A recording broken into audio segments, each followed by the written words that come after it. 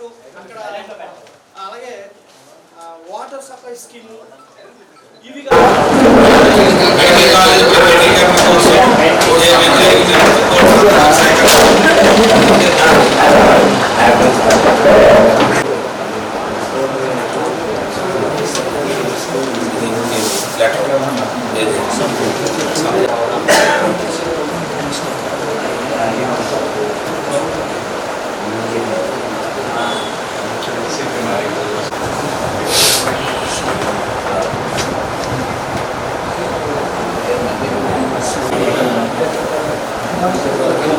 అందరికీ నమస్కారం.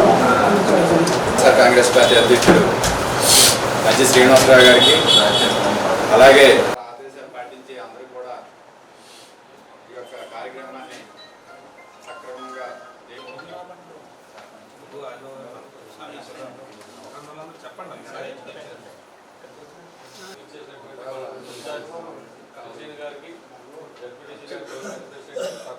అందాలంటే అది ప్రభుత్వమే నడిపించాలనే ఉద్దేశంతో మన జగన్మోహన్ రెడ్డి గారు తీసుకునే దాన్ని ప్రైవేటీకరణ చేయడానికి వ్యతిరేకంగా కోటి సంతకాలు సేకరించి దాన్ని గవర్నర్ గారికి పెద్దమైన ఉద్దేశంతో ఈ కార్యక్రమం ఏర్పాటు చేయడం జరిగింది. మనం పట్టుకెళ్ళి వాళ్ళ ఇంటికి వెళ్ళి ఆ ఇంట్లో ఇది ఈ పాంప్లెట్ దీంట్లో కిందనే మనకి ఏది కావాలో డిమాండ్ ఉండి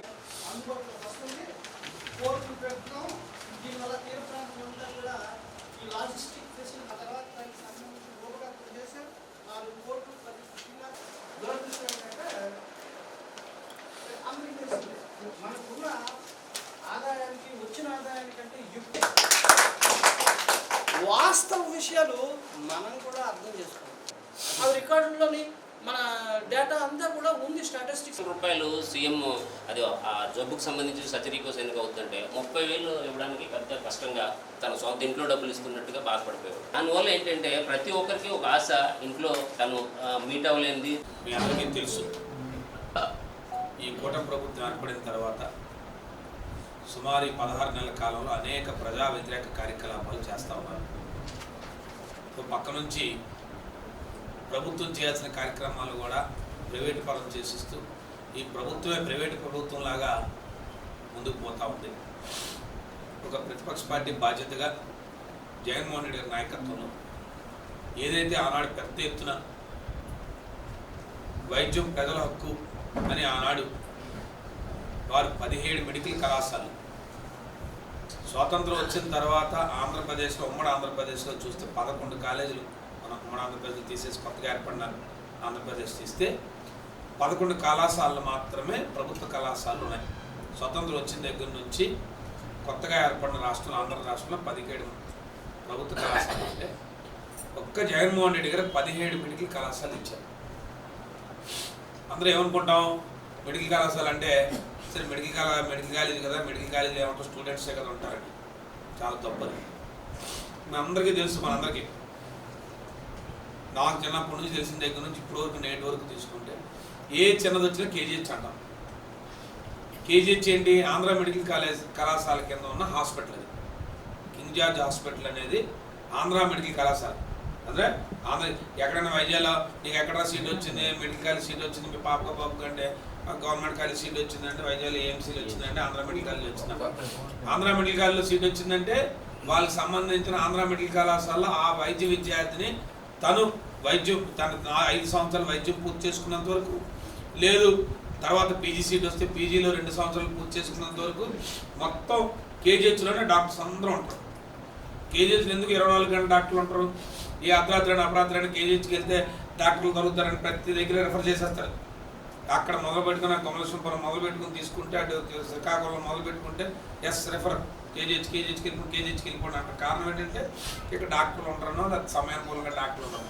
అలాగే సూపర్ స్పెషాలిటీ, ఏ సూపర్ స్పెషాలిటీ వస్తే ఆ సూపర్ స్పెషాలిటీ అక్కడ ఉంటుంది. ఎందుకంటే ఒక పక్క వైద్య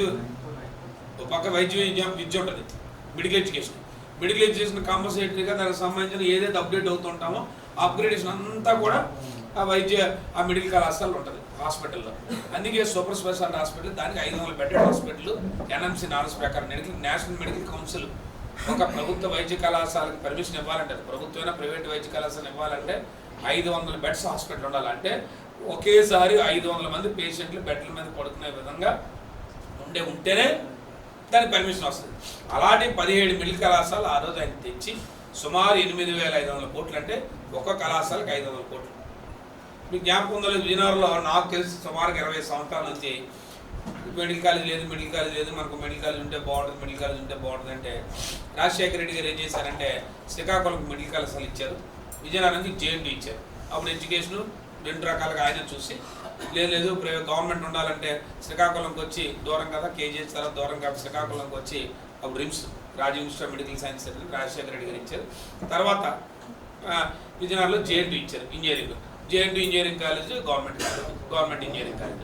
మన ఆంధ్ర యూనివర్సిటీ ఇంజనీరింగ్ కాలేజ్ తర్వాత గవర్నమెంట్ ఇంజనీరింగ్ కాలేజ్ ఏదైనా ఉందంటే మళ్ళీ విజయనగరంలో ఉంది జేఎన్టీ, ఆ కొండ మీద ఉంటుంది. ఆ సెంట్రల్ కాలేజ్ మన ఆర్ట్ ఆఫ్ సెల్ రోడ్డు దగ్గర ఇటు ఎందుకు చెప్తున్నాం ఇవన్నీ కూడా, ఇవన్నీ గవర్నమెంట్ కళాశాల.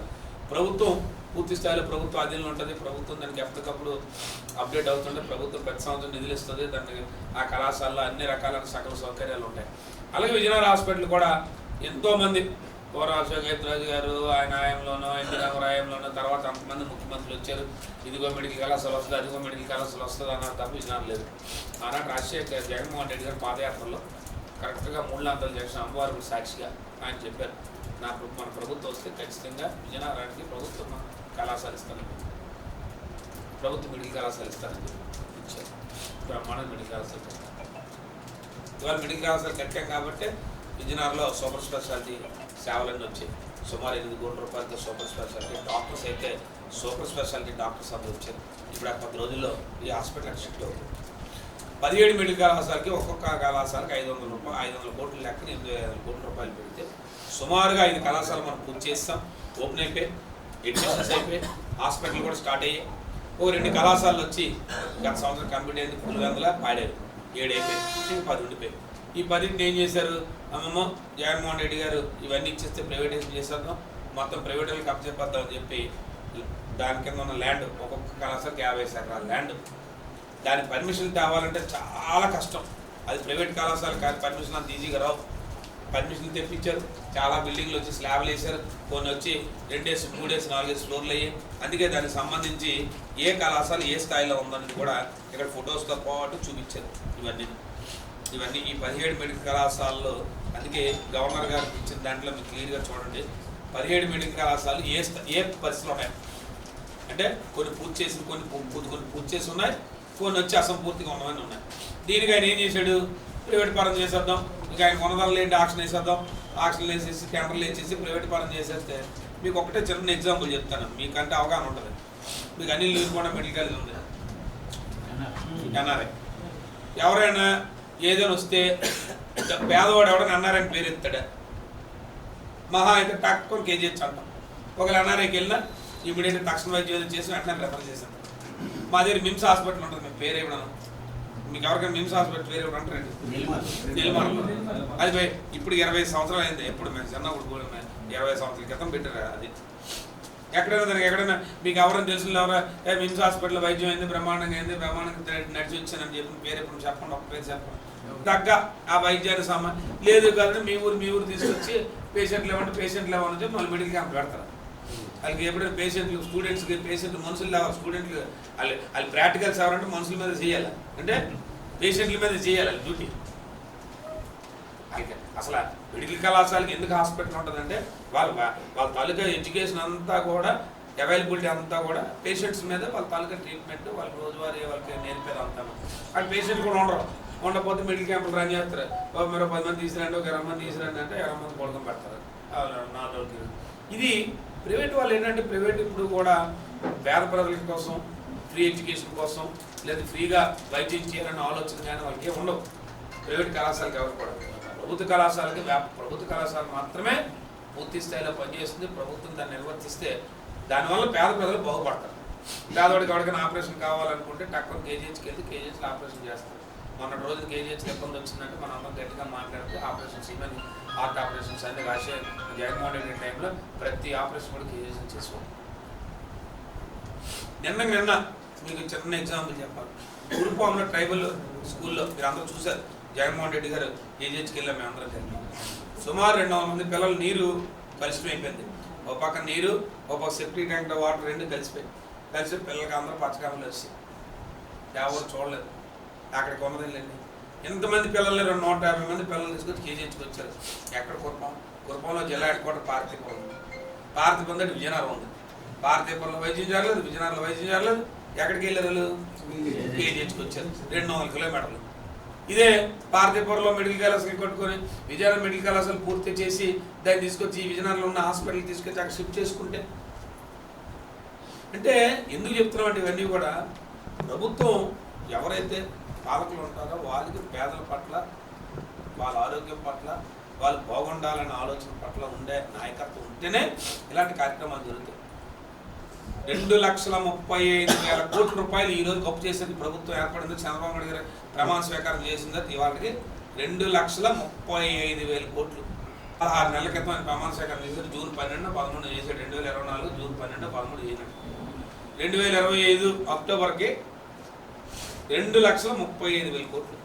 ఈ మిడిల్ క్లాస్ పూర్తి చేయడానికి ఎంత కావాలా? 5,000 కోట్లు కావాలి. 8,500 కోట్లు దీని ఖరీదు. 3,500 కోట్లు జగన్మోహన్ రెడ్డి ఖర్చు పెట్టారు. ఇంకా 5,000 కోట్లు. 5,000 కోట్లు ఖర్చు పెట్టడానికి ఆయనకి డబ్బు లేదంటున్నారు. అంటే ఆయన తాలూకు ఆలోచన విధానం ఆయన ఇది. దీంట్లో పెద్ద ఎత్తున వ్యతిరేకత వచ్చిన దానికి దానివల్ల పెద్ద ఎత్తున ఈ మధ్యన ఏమంటారు కొత్త మాటలు. పీపీపీ అంటే వేరు, ప్రైవేటేషన్కి పీపీపీ తేడా తెలియదు అంటారు. మరి పీపీపీ అంటే ఏంటో తెలీదు, ప్రైవేటేషన్ మనకు తెలీదు, మనం ఇంగ్లీష్ చదువుకోలేదు, మనం ఎక్కడి నుంచి వచ్చాం, వాళ్ళకి మాత్రం అన్నీ వచ్చాం. మనం గట్టిగా అడిగామనుకో, ఏవే ప్రైవేటైజేషన్ ఎందుకు చేస్తున్నావు? 5,000 కోట్లు ఖర్చు పెట్టలేవా? నువ్వు 2,35,000 కోట్లు ఇప్పుడు గొప్ప చేసావు. నువ్వు కట్టిన బిల్డింగ్ ఇంచుమించు సుమారుగా 500 కోట్ల రూపాయలు. నేను సిఆర్డీ బిల్డింగ్. నువ్వు ఒక మిడిల్ కళాశాల వస్తుంది, రోజుకి కొన్ని 100,000 మంది బాగుపడుతుంది అంటే 2,35,000 కోట్లు నువ్వు ఒప్పు చేసావు. 5,000 కోట్లు దీంట్లో ఏమాత్రం 5,000 కోట్లు. 5,000 కోట్లు ఒక సంవత్సరం, 5,000 కోట్లు ఒకే రోజు కక్కల. సంవత్సరానికి 1,000 కోట్లు చాలు. ఎందుకంటే ఒకే రోజు అన్ని తయారైపోవు కదా. 5,000 కోట్లు సంవత్సరానికి 1,000 కోట్లు ఖర్చు పెడుతుంది ఈయన చేసిన అప్పులో. కానీ దాని గురించి కార్యక్రమం చేయడానికి ఆయన చేతులు రావట్లేదు. ఎందుకంటే వాళ్ళ ఆలోచన విధానం వేరు. వాళ్ళు ఎంతసేపు హైటెక్, ఇది నేను ఎవరో చెప్తున్నా, చంద్రబాబు నాయుడు వెళ్ళిపోతున్నారు, ఏదో గూగుల్ అంటున్నారు. ఆ గూగుల్ ఏందో, ఆ కథ ఏందో, అది రావడం ఏందో, ఆ పోవడం ఏదో, అదేదో తెలియదు. కానీ పేపర్లో మాత్రం రేపు చేస్తారు. 1,00,000 ఉద్యోగాలు వస్తే 1,000 ఉద్యోగాలు. నేను తెల్లవారులే సిటీ దగ్గర కూర్చొని పెద్ద కూడా రావడం, అనే కంపెనీకి చెప్పి అనే కంపెనీకి చెప్పి అంటే ఎన్ని ఎలా ఉంటాయంటే వాళ్ళు ఎంతసేపు మీడియా మేనేజ్మెంట్ క్షేత్రస్థాయిలో దీన్ని పనిచేయాలా, క్షేత్రస్థాయిలో మనం ప్రజల కోసం ఆలోచన చేయాలా అని ఆలోచన చేయకుండా చేసిన పనులు నాకన్నా ముందు చాలా బాగా చెప్పారు. మేషారు కానీ, మన ఆదిబాబు గారు కానీ, ఈశ్వర గారు మాట్లాడినా, వంగారపల్లి మాట్లాడినా, మా ఎంపీ గారు మాట్లాడితే క్లియర్గా మనందరికి అర్థమయ్యే విధంగా చెప్పారు. ఎందుకంటే గ్రామ స్థాయిలో మనం ఉంటాం కాబట్టి మనం ఎలా ప్రజలకు చెప్పాలి. వాళ్ళు చెప్పడంలో మార్గం ఏంటంటే నేను చెప్పిన వాళ్ళు చెప్పిన మీరందరూ కూడా కింద గ్రామ స్థాయిలోకి వెళ్ళి మన ప్రజల దగ్గరికి వెళ్ళి ఇంటింటికి వెళ్ళి ఇవాళ 5,000 కోట్ల రూపాయల కోసం కోటి సంతకాలు చేసిన పరిస్థితి రాష్ట్రంలో మనకు ఏర్పడిందంటే ఏ రకమైన ఆలోచన చేస్తున్నారు ఈ ప్రభుత్వాలు అనేది ఒకసారి ఆలోచించారు. సంవత్సరానికి 1,000 కోట్లు ఖర్చు పెడితే చాలు ఈ మెడికల్ కళాశాల పూర్తవుతే ఎంతమంది వైద్యం వస్తుంది. మీకు ఇందాడే చెప్పాను, కుర్పంలో పచ్చకాయలు వస్తే వాళ్ళు తగ్గించడానికి 200 కిలోమీటర్లు కేజీ తీసుకెళ్ళారు తప్ప ఈ మధ్యలో ఎక్కడ వైద్యం లేదు. ఉంటే కేజీ దగ్గరికి ఎత్తుకెళ్ళాలా అంటే ఎవరికి కూడా ఆ ఆలోచన లేదు. కాబట్టి దీని మీద మన ఎట్టి బస్సులో కూడా ప్రజల నుంచి దీంట్లో పెద్ద స్పందన ఉంది. ఇది చంద్రబాబు నాయుడు ఈ ప్రభుత్వం తీసుకుని తప్పని సంగతి వాళ్ళకి తెలుసు. ఇది కేవలం అవినీతి కార్యక్రమాల కోసం, అమ్మేయడం కోసం, ప్రభుత్వ స్థలాలు అమ్మేయడం, ప్రభుత్వ బిల్డింగ్లు అమ్మేయడం, ప్రభుత్వ పర్మిషన్లు అమ్మేయడం. ఏది మరి అన్ని ప్రైవేటైజేషన్ చేస్తాం, ప్రభుత్వం ఏం చేస్తుంది? వీళ్ళు ఏం చేస్తారు? ప్రైవేట్ కంపెనీలు నడుపుతారా? గవర్నమెంట్ ఏమైనా అంటే ఇదే ఈ రకమైన విధానం. విద్య కానీ వైద్యం కానీ ఎక్కడ ప్రైవేటైజేషన్ జరగకుండా ప్రభుత్వాలు రన్ చేసి ఇన్ఫ్రాస్ట్రక్చర్ డెవలప్ చేసి చేయాలని నాకు ఆలోచన చేస్తున్న బృహత్తర కార్యక్రమం. దానికే మీకు 2 పేపర్స్ ఇస్తారు. పెద్దలు, మండల పార్టీ పెద్దలు మీ అందరికీ కూడా ఇప్పుడు ఇచ్చి గ్రామాల్లో వెళ్ళే ముందు ఇచ్చి పంపిస్తారు.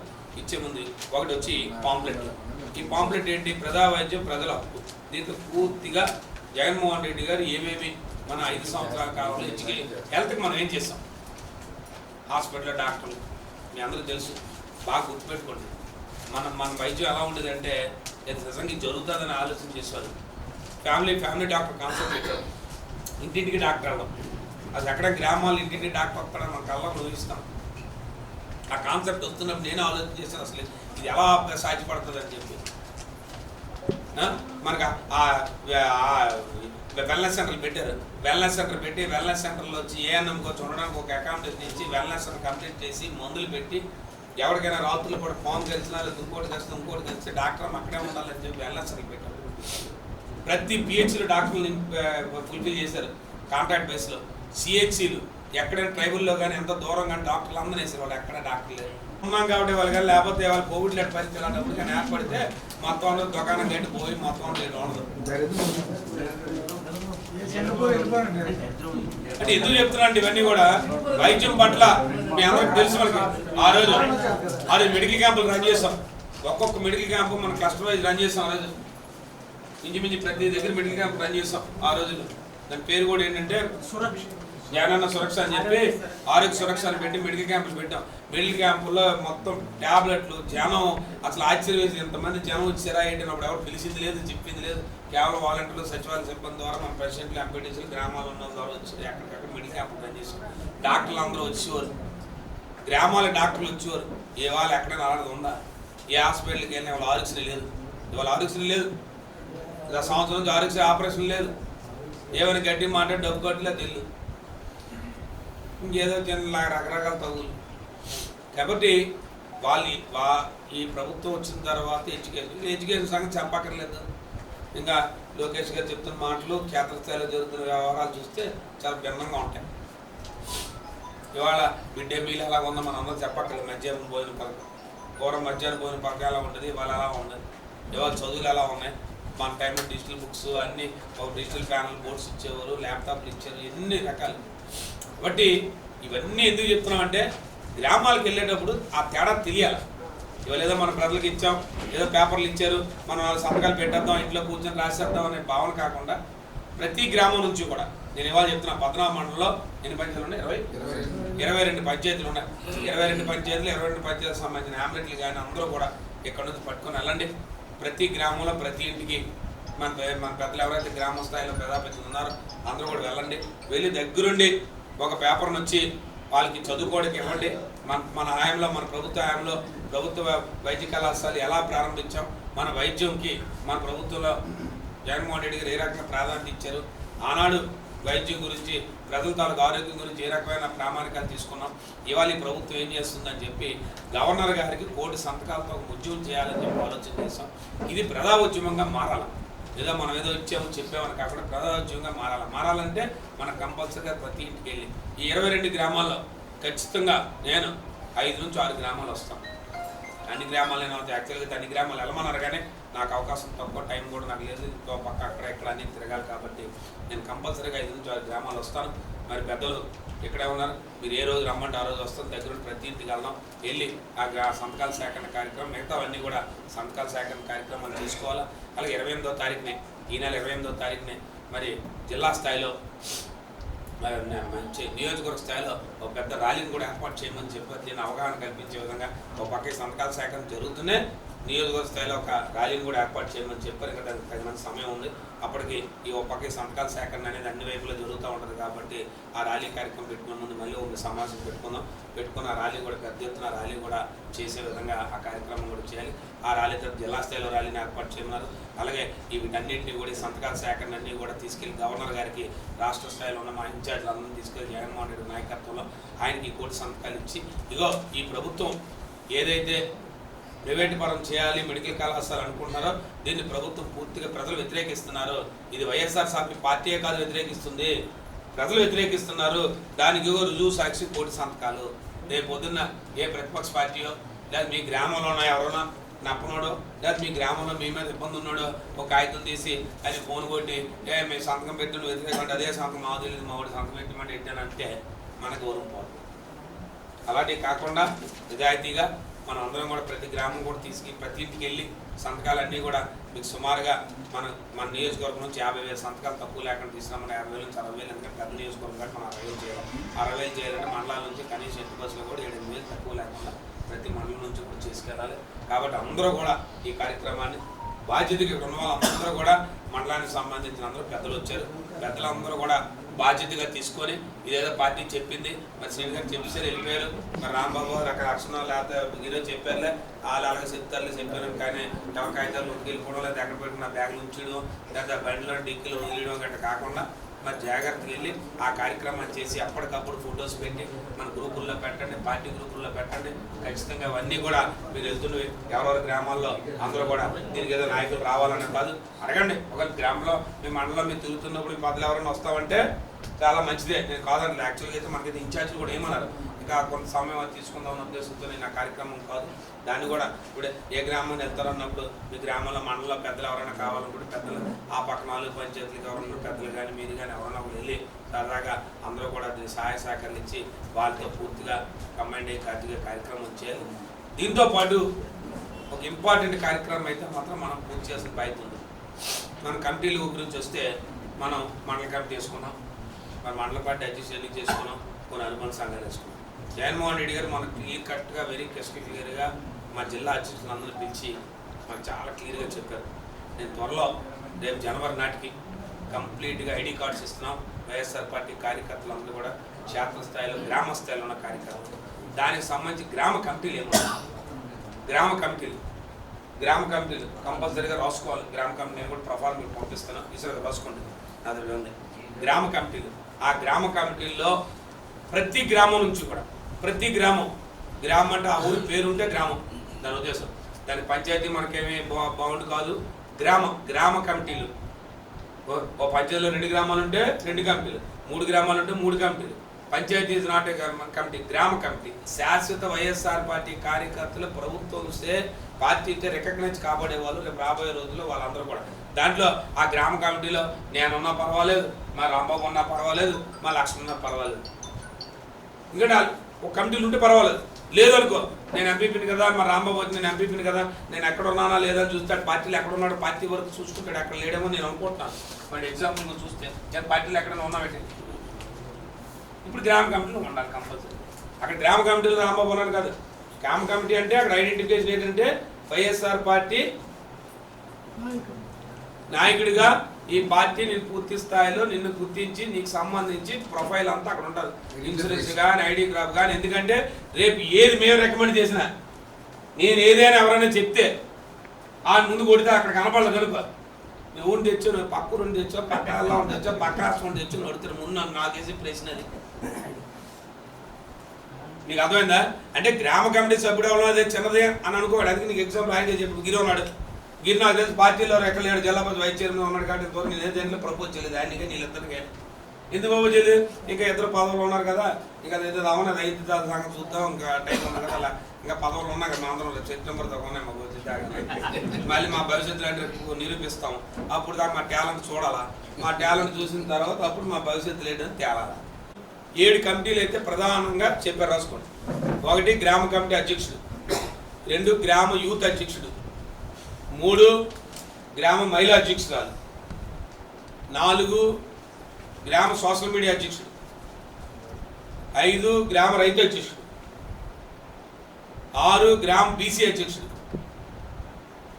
7 గ్రామ ఎస్సీ బార్ ఎస్టీ గ్రామ ఎస్సీ అధ్యక్షుడు. ఎందుకంటే ప్రతి గ్రామంలో కూడా ఇంచుమించుగా మనకి ఈ 7 కంపల్సరీ. ఈ 7 ఇక మ్యాండేటరీ 7లో లేరు అన్న పరిస్థితి రాకూడదు మా పార్టీకి. రేపు నాకు ఇవి ఇచ్చినప్పుడు ఈ 7 పేర్లతో రావాలి. ప్రొఫార్మ్ కూడా పంపించేస్తాను. నాకు ఆల్రెడీ వచ్చింది, వాట్సాప్ పెట్టుకుని ప్రింట్ తీసి అందరూ పంపించి దాంట్లో ఇది గ్రామ కమిటీలు ఎన్ని గ్రామాలు ఉన్నాయి మనం చెప్పండి. 22 పంచాయతీలు, 53 గ్రామ కమిటీలు రావాలి. 53 గ్రామ కమిటీలు రేపు నెలాఖరు లోపు ఈ కార్యక్రమం పూర్తయ్యేలోపు ఆ గ్రామ కమిటీ కూడా నీట్గా రాసుకురావాలి. దాన్ని పెద్దలు స్కూటీ చేసుకోవాలి.